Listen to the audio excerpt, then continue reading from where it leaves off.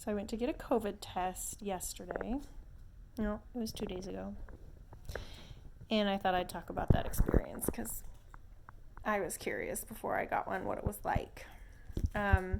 So it was so interesting because I had to interact with the pharmacist or technician at the pharmacy. But of course, she doesn't want to get exposed to the virus. So they were very, very careful and was contactless and safe.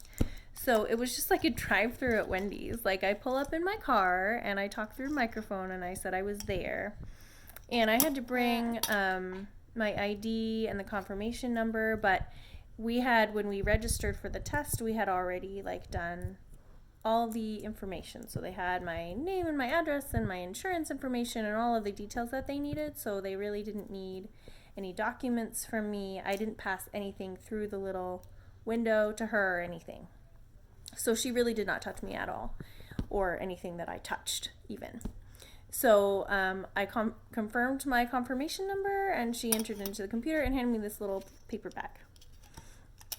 Inside the paper bag, like, were a couple of items, and after I pulled it out through the little drive-through window, she talked to me over the intercom and talked me through the experience. So she's like, okay, now open up the paper bag and you'll find two things in there. And there's this little tiny vial that has liquid in it.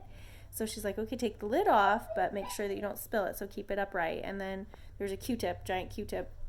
And stick it in my nose up a whole inch and then twist it back and forth 3 times. Do that in each nostril.